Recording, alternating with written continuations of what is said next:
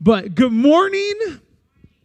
Glad you are here. Glad to get into the Word this morning. Glad to be back with you guys. It was good the last couple weeks to rest, specifically for our family.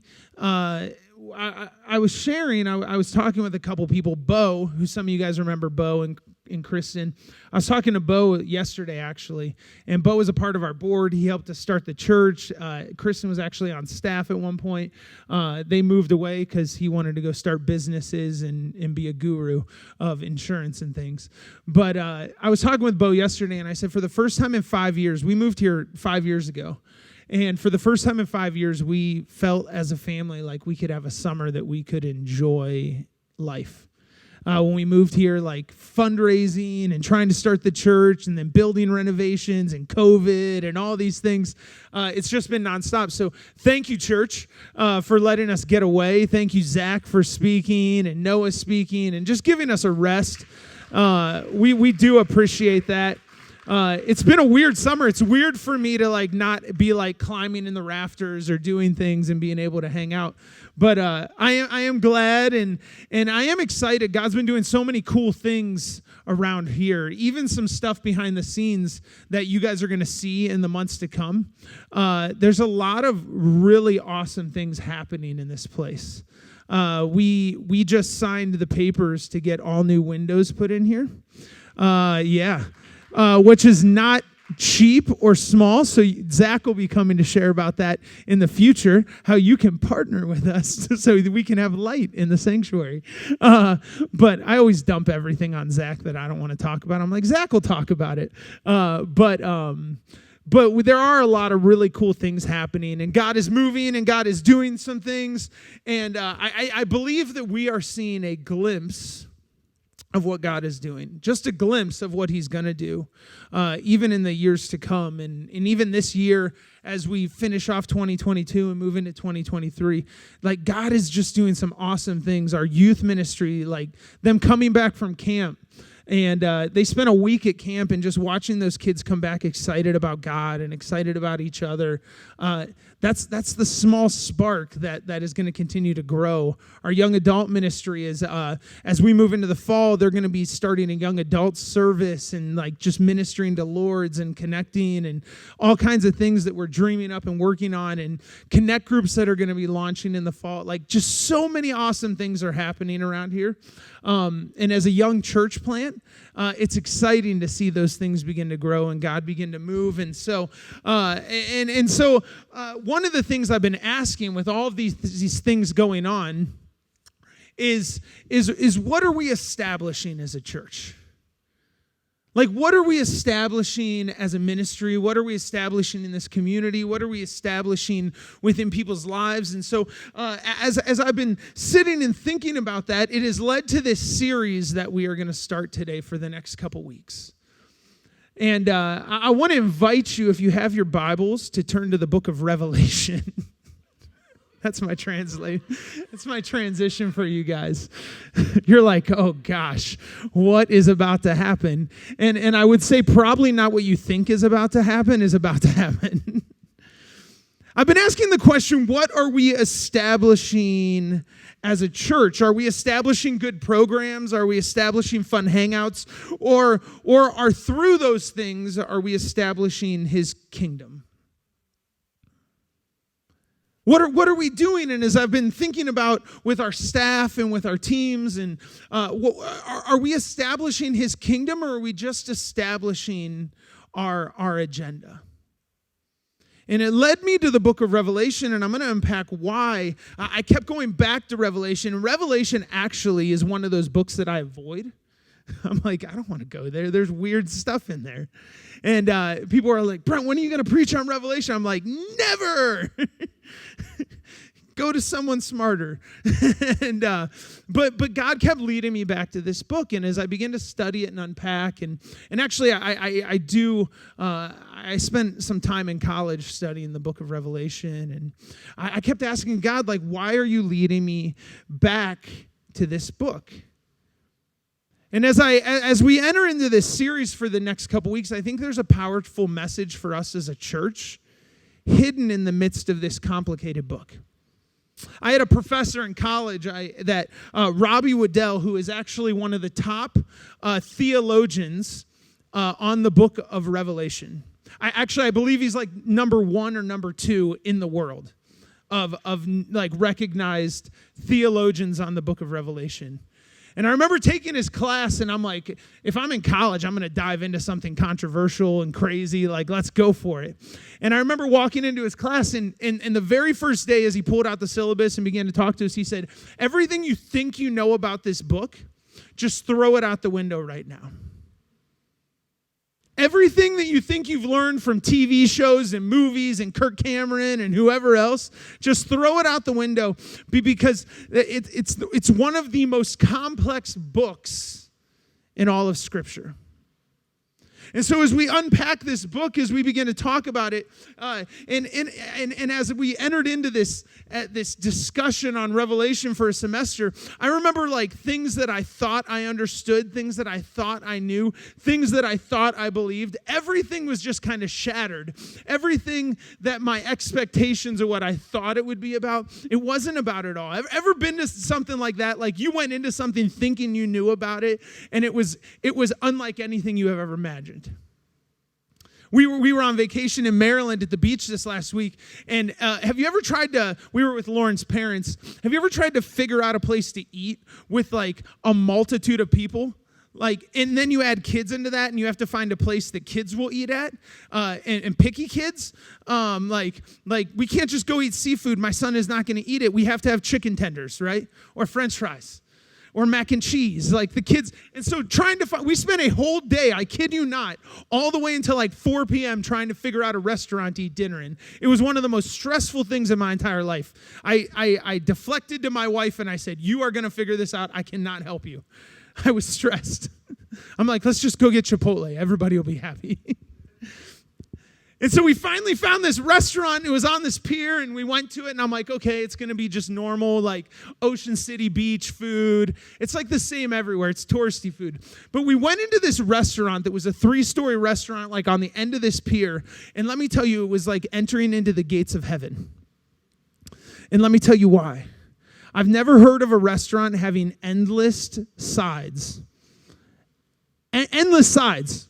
Like, and we sat down and we're like, what does endless sides mean? And she says, literally, you can order every single side on the menu and it's completely free. So we were like, let's get one of everything. Let's get 2 of everything. And then I wanted wings, which was an app. And I'm like, do I get sides? And she's like, yeah, you get sides with an appetizer. So literally French fries and like applesauce, and I don't like coleslaw, but coleslaw's coming out, and all these things. And let me tell you, it was I'm like, we need to come back here just to go to this restaurant because I can eat for cheap. Like I'm ordering sides, appetizers, and sides for days. I'm like, anyone love French fries? I love French fries. You have to pay for that mess. Not here. It's free. They just keep bringing them until you can't eat anymore. I'm like, I'm going to have to ride the bike for like 3 hours to make up for all this. But like I remember going in with one expectation, and it was nothing like I imagined. This is like the book of Revelation. As we unpack this, I want to start here because we are living in a time where people are trying to figure things out. Like I remember growing up and people trying to figure out the Bible code. Anybody know what I'm talking about, church people? Like I figured out the code of Revelation. If you subtract all the periods and multiply it by the quotation marks, you end up with the year 2045, and that is when Jesus is coming back. And I'm like, what are you talking about? Like, huh? I mean, we live in a time where we're all trying to figure out what this means and when. And I love going back to the book of Acts because Paul's writing and he's saying like, Jesus is coming soon. Like, we believe he's coming. Like, it's the same thing. We're all trying to figure out when he's coming back. But thousands of years ago, they were saying the same things we were. And so John writes this complex book, and here's my point on the book of Revelation, and before we get in, I'm not going to spend too much time here, but the book of Revelation is very easily misinterpreted because it was written to a persecuted people that were living under the foot of the Roman Empire. And sometimes we read it through our context in the American church. You are not going to walk out of the doors of Anchor this morning with the fear that a Roman soldier is going to grab you, shove a spike through you, and light you on fire in front of the church. You're like, that's intense, Brent. This was the fear of the early church when the book of Revelation was written. Because this is what they were living under. And so when John penned the book of Revelation, when he wrote these letters to the churches, it's misinterpreted today because it was written to a specific people in a specific context. It doesn't negate any truth that there is for us, and that's why we're going to talk about it. But we have to look at it through that lens. And so I don't want to spend too much time, but even things like the mark of the beast, any church people know what I'm talking about, the mark of the beast. Like, I remember getting tattoos early. They're like, oh, that's the mark, you're donezo. Like everybody was scared of the mark of the beast. Or the two-headed dragon, right? That was the beast that was going to lead you into the gates of hell. Like, the context of that writing, if you study it and you understand what John is saying, actually the Roman coin at that time was a two-headed coin. So you had Caesar on one side and the emperor on the other. And if you study what he was talking about, there's actually, for every emperor, there was a numeric code given to that emperor. Every letter in the Roman alphabet represents a number. And so that number would actually be inscribed on the coin. And so when John talks about the mark of the beast, and he says you have to submit to this mark, you have to give into it, literally to buy things, you would have to submit to the Roman coin, which had a marking on it.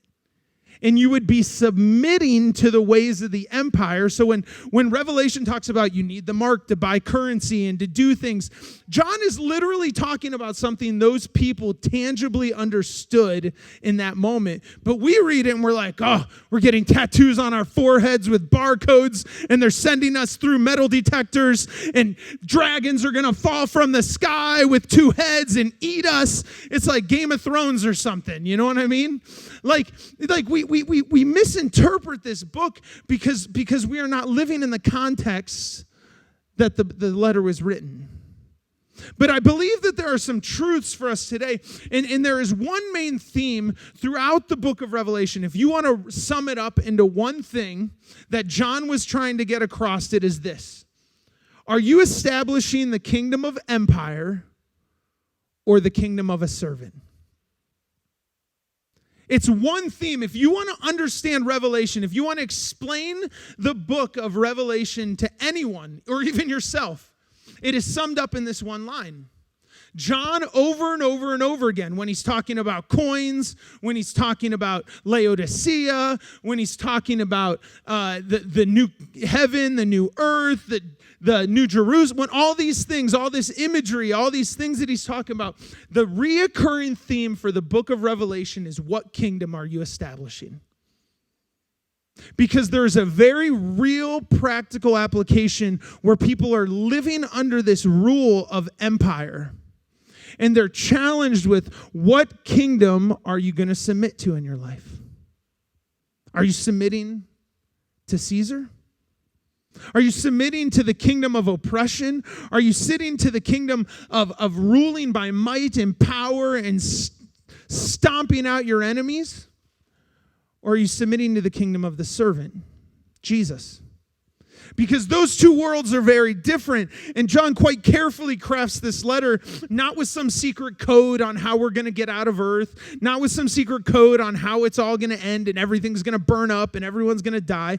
There's some imagery of that in there. But the point of the letter is, what kingdom are you establishing?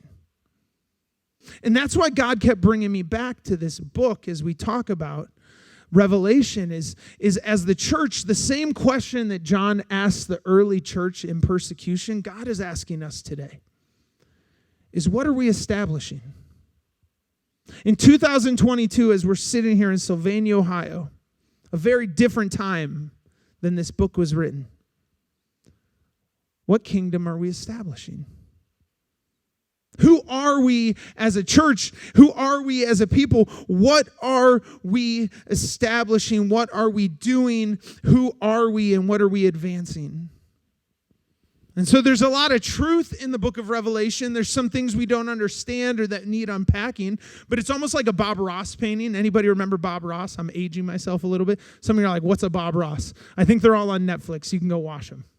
But remember, he would like swoop a green across, and you'd be like, what the heck is that? And he turns it into a whole forest with like a velociraptor climbing out of the trees, or I don't know, there were no dinosaurs, but there should have been. And he would create these amazing paintings out of nothing. And this is what God is doing through Revelation. He's revealing these foundational truths through complexity.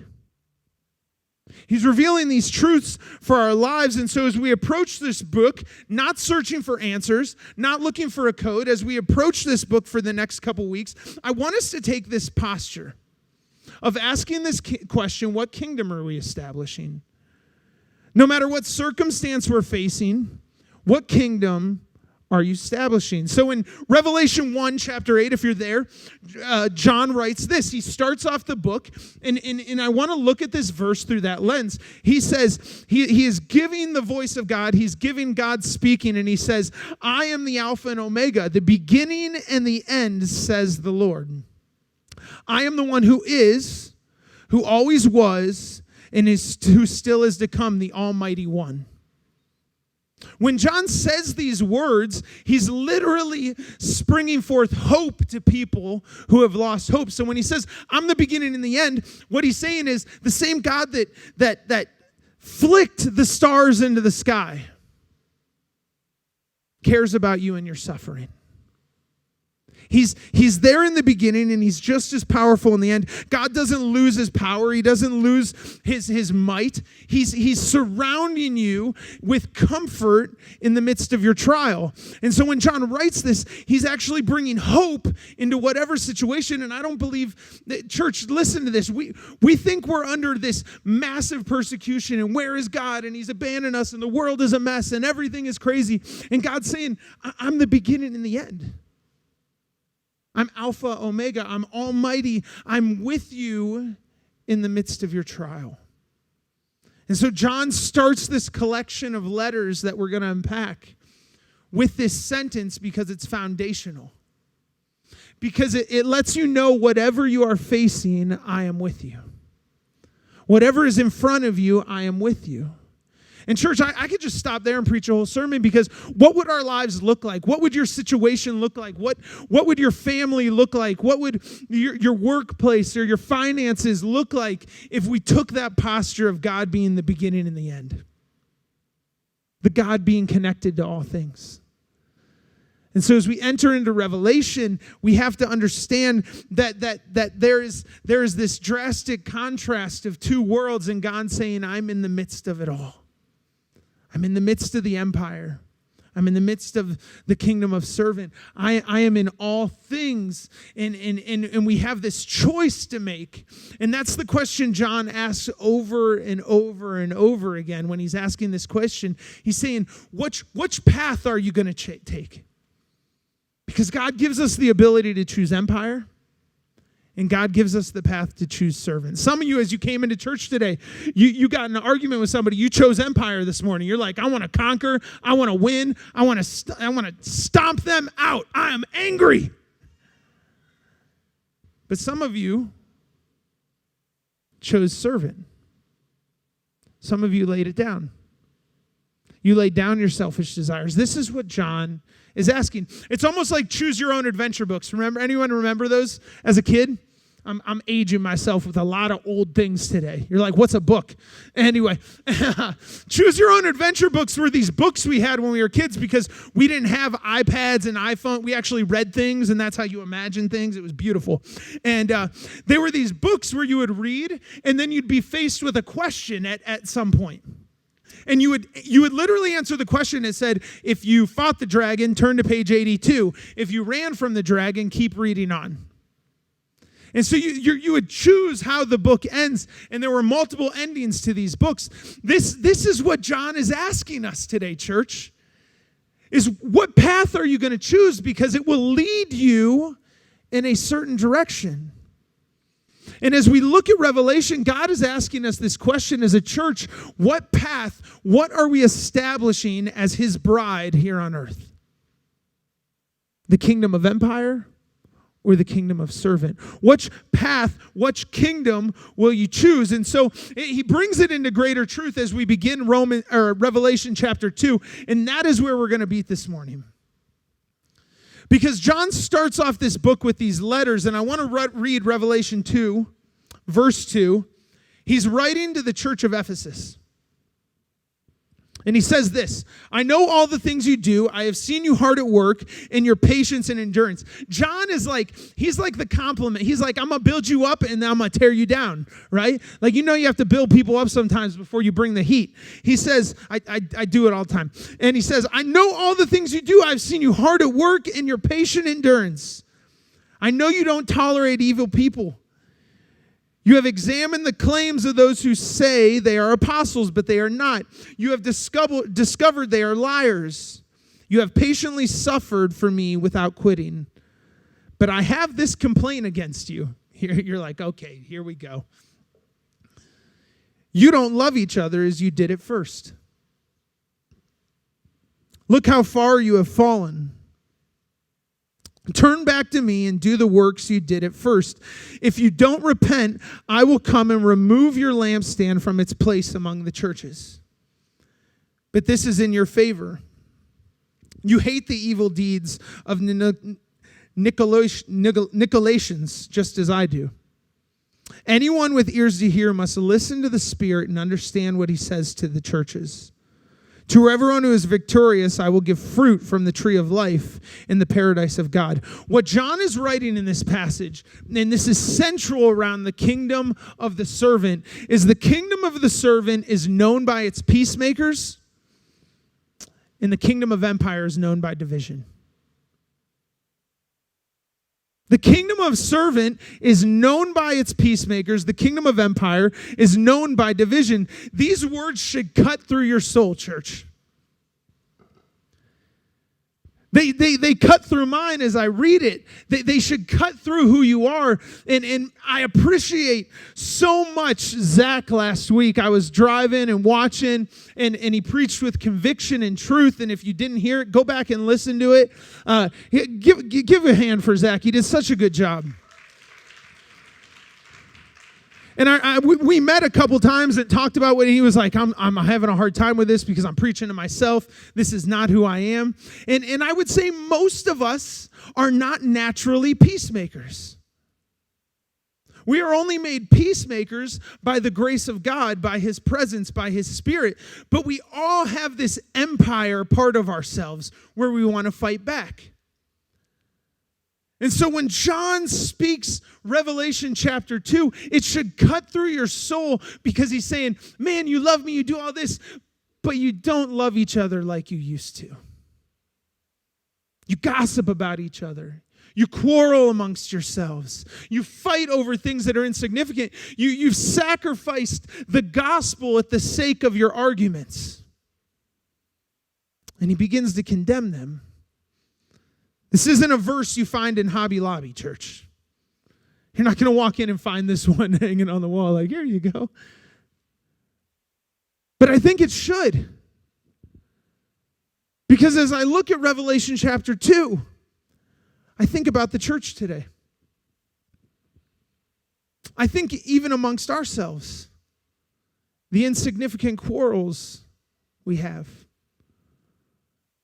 the way we fight over things. And I wonder if God is looking at his church and saying, man, you started off the race strong, you've committed to me, but look how far you have gotten off track because of your quarreling and your arguments. And I wonder how often we look more like the kingdom of empire because we want to stick our flag in the ground and fight. And Zach talked about this so good last week, so perfectly. But I wonder how often we want to battle and fight when we should be following the path of the servant that laid himself down. Zach talked about how when Jesus hung on the cross, he could have came off and smited everyone down, but he hung there sacrificially, giving himself for humanity. And this is the kingdom John is painting, the parallel between these two worlds of one of power and one of sacrifice, and how the kingdom of heaven is built on sacrifice. The whole gospel is centered around sacrifice, of laying down your complaints, laying down your desires. My grandmother was a no-nonsense lady. Anybody have a grandparent like that? Like, when you better just be happy around grandma because she ain't going to put up with all the fighting. Zach talked about his family. They just fought about everything. My grandmother, if you showed up at her house and you were fighting, she's just going to tell you to leave. Like, just get out of here. I remember, like, when my grandma was still alive, I don't remember ever one scenario where we were at my grandmother's house and my family sat around arguing about anything. Because that's just who she was. She was a peacemaker. When you were in her presence, you laid down those things. You were going to come together. She didn't put up with it. It was not part of the agenda. After she passed away, now we fight about everything, right? That's just who she was, though. And so when I read about being a peacemaker, when I read about the kingdom of the servant, I can't help but think about my grandma. Because that's just the posture she took all the time. I don't remember seeing her angry. I don't remember seeing her argue about things or fight or get lost in the weeds. I remember waking up and watching her read her Bible, and she'd make me frosted mini wheats, and I'd sit at the table. She didn't have that sugary stuff. It was just frosted mini wheats. I was like, Grandma, you got to do better. But you don't complain in Grandma's house. That's just how it is. She was a peacemaker. And as I read these words of John in Revelation 2, I wonder what our church would look like if we took that posture.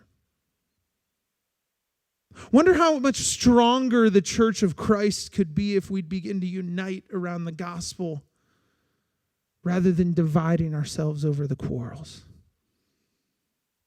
See, when John writes Revelation 2, and he says, you've patiently suffered for me without quitting, what he's saying is you've only made it through the trial because you were united. But he begins to caution them. He begins to caution them through his critique by saying, my complaint against you is you don't love me or each other. It's interesting the parallel he makes, that it's the same parallel Jesus makes. He says, they will know you are mine by how what? You love one another. John is making the same parallel. But the world will know you are mine by your love, by the way you're committed to one another, by the way you are united. And so, church, we have to find this ability to get around the gospel to advance his kingdom. Because the world is getting darker. People are more broken. People are more lost. And so we have to celebrate Jesus at the center, because that will lead us to advance the gospel. It's what marks us by what we're known. It's how people know who we are. And I wonder how often we celebrate our division louder than Christ. I think about Facebook. I could go on Facebook right now. I hate Facebook. I have it because I have to for church, but I literally hate it. It's just toxic. And I could find 50 Christian people, and they would have 50 different views arguing about 50 different things. And I'm saying, man, what would the impact look like for the kingdom of heaven if we could just get around Jesus? What would it look like? What ground could we take? I have a group of pastors that are from different churches and different backgrounds, and we have a text thread. And in this last week, someone said, hey, do you know someone who could reach out to this? And I said, hey, reach out to this church because they're in that area. Man, what would the kingdom of heaven look like if we'd quit fighting about things, but we would unite together and say, man, this person would be great for that. And it's not going to build my congregation. It's not going to fill my seats, but it's going to advance the gospel. What would it look like, church? What would your families look like if you sat around? That's why I go back to my grandma. And we quit arguing about things that are insignificant, but we would focus around Jesus and his presence. That's the kingdom of the servant. We don't get in the weeds over what doesn't matter. Our goal is to advance the gospel and to show people Jesus. And there is a pure joy that can be found in that place. This is John's point in Revelation 2. See, the kingdom of servant is seen by their joy. John goes on in Revelation chapter 2, verse 9. He goes to the next church. He starts off this book with all these letters to the churches, and he goes to the next church, and he says this, I write this letter. This is the message for the one who holds the 7 stars in his right hand and the one who walks among the lampstands. He's talking about God through this creative imagery. Like, and you have to understand, John was a little bit of a bohemian. Like, he was artsy. Like, he was a poet. He was writing things. And he says this, I know about your suffering and your poverty, but you are rich. I know the blasphemy of those who oppose you. They say they are Jews, they are not, because their synagogues belong to Satan. Do not be afraid of what you are about to suffer. Like, do you read what he's writing? He's like, man, you guys got so much joy in your suffering, and guess what? More suffering's coming to you. You're like, John, go away. I don't like you. It was like when the prophet would show up in the Old Testament, you're like, something bad's about to happen. The prophet don't just come to hang out for dinner. He comes to tell us we're horrible. Like, just can you leave? And this is John writing this. He's like, man, y'all are good. You persevere, but more suffering is about to come. The devil will throw some of you into prison to test you. Praise God. Can I get an amen? You will suffer for 10 days, but if you remain faithful, even when facing death, I will give you the crown of life. You're like, that's great, God. I don't want to go into jail and die. He's saying your reward will be there. Anyone with ears to hear must listen to the Spirit and understand what he is saying to the churches. Whoever is victorious will be harmed. Whoever is victorious will not be harmed by second death. It is one of the most morbid things, as if you got that letter in the mail. You would be like, no, but we see these people with great joy. And as I look at it, I wonder, how do you have great joy in the midst of suffering and persecution? It's because they were committed to the kingdom of the servant. It's because they were committed to Jesus. It's why in their persecution and in their trial, they could sit with great conviction, because they were committed to the Savior of the world. And so when you commit to the kingdom of servant, when you live in the posture of faith that John is talking about, you can find great joy in every situation. There's nothing about this scenario that seems joyful, yet John is saying there is great reward in your trial. What he's really saying is how you approach your trial or your situation determines your reward. That one's hard. Because I think of my own life and how when I'm sitting in trial and things are coming at me, man, I just want to sit down and just be angry. When we were renovating this place, we still are renovating this place. One day it'll be done, in Jesus' name. It's almost done. Close. But I remember when we were deep in it, there was a day, Noah will tell you he was there. We were in the basement. I had ripped all the wiring out of downstairs because it was unsafe and we didn't want kids to die. Amen. And so we ripped all the wiring out and we're trying to run it, and sparks are flying everywhere. Nothing's working right. And I remember I threw something and I was angry, and they're like, Brent, come eat lunch with us. Come sit with. And I'm like, I don't want to talk to anyone. Leave me alone. Like, isn't that the posture most of us take in our trial? It's the posture of empire. Empire gets angry. Empire gets mad. But the kingdom of servant sits in our trial, finds great joy in our suffering, and submits to the Father. I love the words of James in James chapter 1. He says this, consider it pure joy, brothers, when you face trials of many kinds. Because you know that the testing of your faith develops perseverance. Perseverance must finish its work so that you may be mature and complete, not lacking anything. That's the kingdom of Jesus. And as I look at this and I think of our church and what we're facing and what's going on in the world, I wonder if we truly find joy in every situation like James talks about. I wonder if we truly find joy, or if people look at God's church, if people look at the bride of Christ, that's the church, and they see just as much complaining as the rest of the world. That's heavy. It's interesting, the same things that the early church was facing in deep persecution, we are still struggling with today. We are still struggling in our trial to find joy. And how often do we sit in our brokenness and we face trial, and instead of falling to our knees in prayer and getting before the Father, we pick up our sword. And we begin to fight our way out of it. Now listen, there is a point where you get, one of my mentors always says, where's your sword and shield? But that's a spiritual battle. There are spiritual battles that we need to fight. But most of the time, the posture of Jesus was on his knees before the Father. No matter what he was facing, even before he goes to his death, where's he at? On his knees before the Father. To the point that Pilate is saying, why won't you fight back? And Jesus says nothing.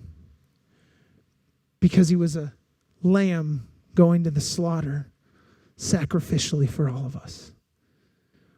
What would his church look like if we had that same posture? That's how you find joy in the midst of your suffering. That's why John says, do not be afraid, you are about to suffer. Don't be afraid, because you know the mission you are on. You know the kingdom you serve. Don't be afraid if you get thrown into jail. Don't be afraid even if it means death, because you are marked by the Father of heaven. You are marked by his presence. In church, we need to quit fighting and quarreling and getting angry. We need to get on our knees and pray that the Spirit would fill us in a way that we could face whatever trial we're in, that we could sit in the midst of any force of darkness, any battle, and advance the gospel. It's the posture of Jesus. Jesus wasn't known by his power and his might. He was known by his sacrifice. He was known by how much he gave up. He was known by, in the midst of great conflict, his great composure. And as I look at the church, as I look at my own life, I say, is that a reflection of who Jesus is? Unfortunately, many times it's not. I naturally am not the servant-y type. If you're an Enneagram person, I'm an 8. I'm a strong 8. I'm like a real strong 8. If you don't know what the Enneagram is, Google it. You can research an 8. You'll understand. I'm a middle child, strong-willed. I want to argue about things that don't even matter. If you say something cartoon stinks, I'm going to argue about it. Let's go. I'm not naturally the servant, lay it down, just let you say what. Like I want to fight back. It's my human sinful nature. And as I think about this sacrifice, what would the church look like if we sacrificed in this way? Who Jesus was, I wonder how much my life would look different. How much my impact would be different. What would the impact for the kingdom be if I would learn to sit sacrificially? I think about our church and think about the impact that God wants to do, and the things like what you guys don't know is God is positioning us to have great favor within our community. We are being invited into meetings in City Hall, city development meetings, Meetings that are going to have an impact on the community, to give us a foot in the door to reach our community in ways that churches only dream about. And it's not anything we're doing, it's what God's doing. And I wonder how much greater of an impact that our church would take if we would learn to lean into the kingdom of servant in this way. Because what John says in Revelation 2 is that when you begin to take the ground of empire, God's hand comes off.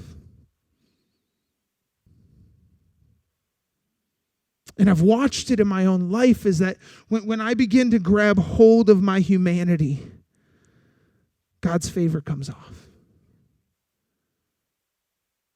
Because it's not a reflection of who Jesus is. It's a reflection of my sin.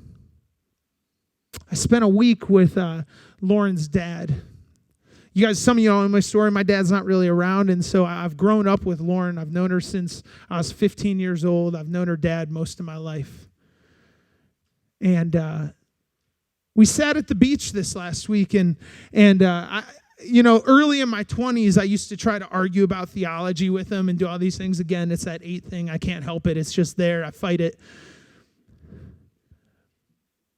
But I've watched Lauren's dad over the years. And even as I shared that story about us trying to find a place to eat, and I'm getting frustrated and stressed out, and no one can make a decision, his calm and composure through everything was there.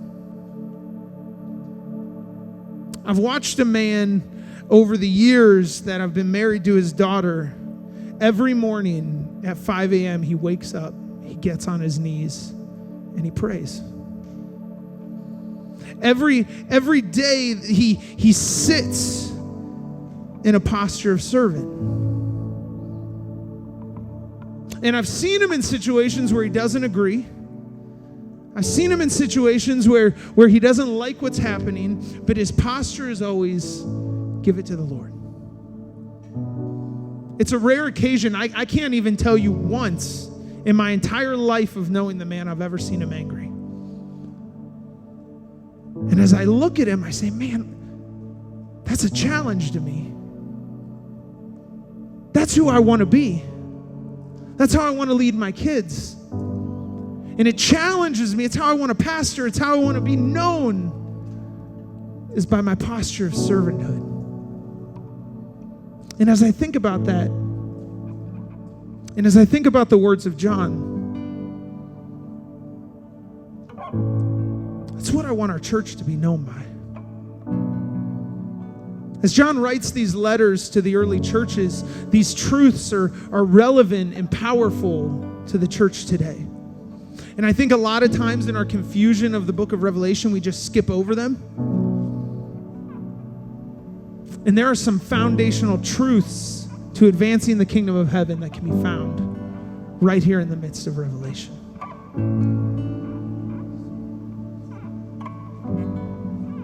Church, what would it look like for Anchor to be known in our community?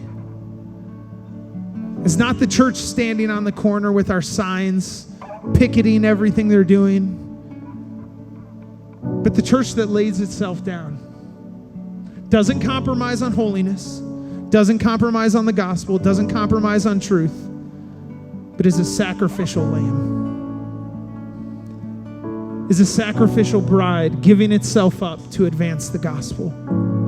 That's the church I see. That's the church that God is calling us to be. This is the bride that Christ is looking for. This is the bride, the church. The church, as I say this, and I want to sum it up with this. This is the church God is looking for us to be. 100%. Fact, period. You can post it on a t-shirt. It's who God wants us to be. The church not led by violence, oppression, conquering, but the sacrificial church who is victorious not by fighting back, but by patience, suffering, and joy. That's who God is calling us to be. That's why we're in this series that as we go through this, I want God to challenge us, because as God gives us ground, as God gives you ground in your life, You're only going to gain more territory by taking the posture of the servant. If you begin to grab hold of your humanity in the posture of empire, God is only going to remove his hand. And so heed the words of John. Let us heed the words of what does it mean to be a peacemaker? What does it mean to take this posture? What does it mean to sit sacrificially and serve people? I want the posture that John talks about where he says, even in your suffering, you're going to get thrown into jail. You may die. You may do all this, but press on and have joy. Man, what would the church look like? We need to make a pivot. Because let me tell you this, church, we are not an unchurched nation anymore. We are a post-Christian nation. If you believe we are unchurched, you are 20 years behind where we really are. We are post-Christian. We are moving in a direction where people say, I know who Jesus is. I know what church is. I don't want anything to do with it. And it's because we've taken the posture of empire. You want to know when the church changed? The Crusades. When the Crusades happened, we began to grab a hold of empire and fight back and say, we're going to fight for what we... That is not what Jesus called us to be. And so it is time for us to take back the gospel, to take back advancing the kingdom through the posture of a servant. And so this morning, I want to ask the question. We can talk about what anchor is going to be and what we want to do and all these things, but it doesn't matter unless you personally, me, us, we all take the posture of a sacrificial lamb. So what does it look like in your school? What does it look like to your family? What's it look like in your marriage? Let's get real. I had to send a message to my wife this morning and say, I'm sorry. I'm sorry. I can't get up and talk about this and be living this way. We're going to be real right now. Let's be real. You want to heal your marriage? Start giving sacrificially. You want to heal your relationships? Start living sacrificially. You want to see your kids come to know Jesus? Start living sacrificially. What would it look like in your workplace? What would it look like in your community? What would it look like to your neighbors? Do we look like the rest of the world? Or do we look like the kingdom of heaven? It starts there. Let's pray this morning. Heavenly Father, God, I thank you for your word. God, I thank you for your truth. God, I thank you for the conviction of your spirit this morning. That sometimes you are calling us into places and things that we don't want to hear, that we don't think we need, but God, I thank you that your spirit is convicting us and transforming us every day. So God, I pray that you would begin to change our church and that it would start on an individual level, that we would begin to take the posture of a servant, that we would begin to lay ourselves down to advance your kingdom. God, that you'd begin to transform things within us. God, that your bride would begin to look like a sacrificial lamb, laying it down to advance the gospel. God, that we would not lean into the empire, but we would lean into your kingdom, and we would advance the gospel at any point. So God, I pray right now that you would begin to move in our hearts, you would move in our minds, you would begin to transform us, so that we can advance the gospel at any cost. Give you all the glory. God, I thank you that you are with us. God, I thank you are at the beginning and the end. God, that you are in every situation, in every trial. You are right there in the midst. God, we praise you in Jesus' name. Amen.